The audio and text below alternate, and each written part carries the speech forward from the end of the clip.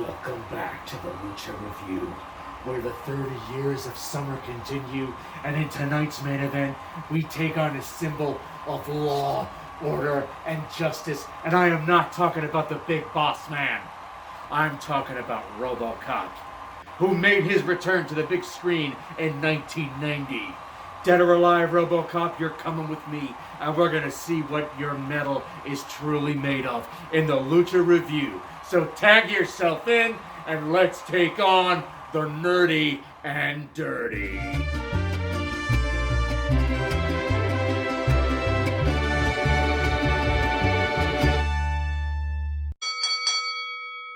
Robocop 2, sequel to the sci-fi classic Robocop 1, returns us to futuristic Detroit, where police are on strike and a drug-dealing gangster named Kane is overtaking the city with a highly addictive substance called nuke. The lack of law enforcement keeps Robocop busy, but when he's not defending the streets from criminals with military-grade weapons, he's with his partner, Lewis, trying to find Kane's hideout. Given how wonky his movements are, the local junkies assume he's high as fuck and do the brother a favor by pointing him in the right direction.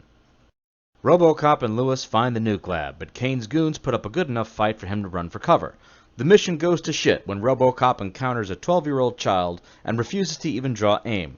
This proves to be a mistake.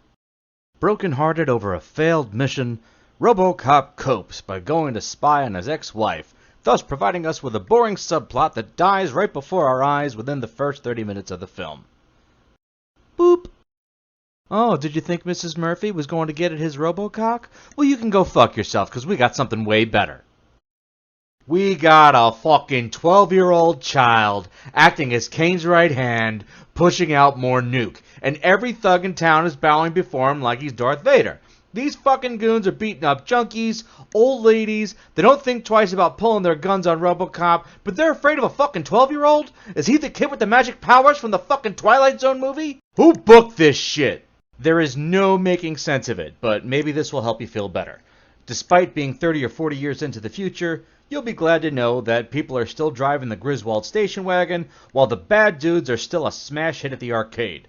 Too bad they couldn't make it to help Captain America in last week's episode. While the Detroit underground prostrates themselves before a child, OCP is still in business, and are in the process of trying to replace Robocop with something even better, like Suicidal Gorilla Robot.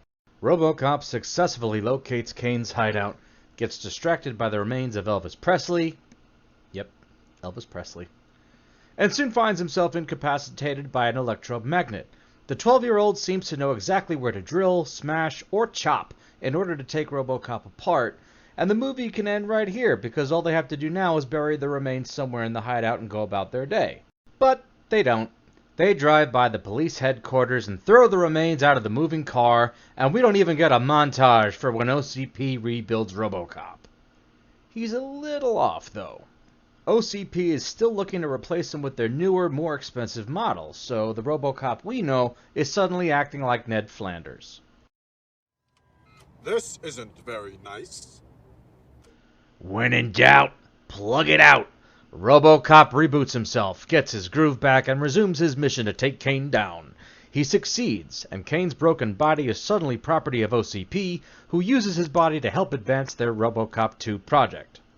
Meanwhile, the 12-year-old has assumed full leadership of Kane's gang, and attempts to bribe the mayor of Detroit to make believe that they don't exist.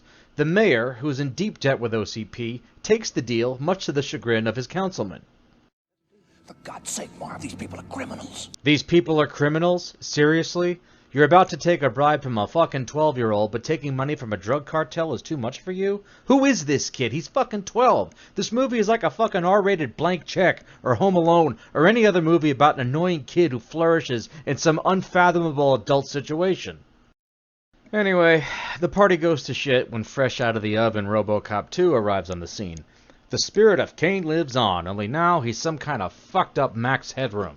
Him and Robocop will eventually duke it out in a stop-motion battle that Ray Harryhausen would be proud of, but that doesn't stop this movie from being a fucking jobber. This was a sequel the world just didn't need. Not only was the first movie a cult classic that should never have been fucked with, but in 1990, robot heroes weren't as appealing as they were when Transformers were flying off the toy shelves. The movie has another round of wacky commercials just like the first one, but here, they just seem out of place, while the concept of a 12-year-old drug lord just fucking ruins everything. And the match is over. Better luck next time, Robocop, because I know you got a third movie somewhere out there, and we'll wrestle with it sometime soon. Until that time, thank you for watching Lucha Review.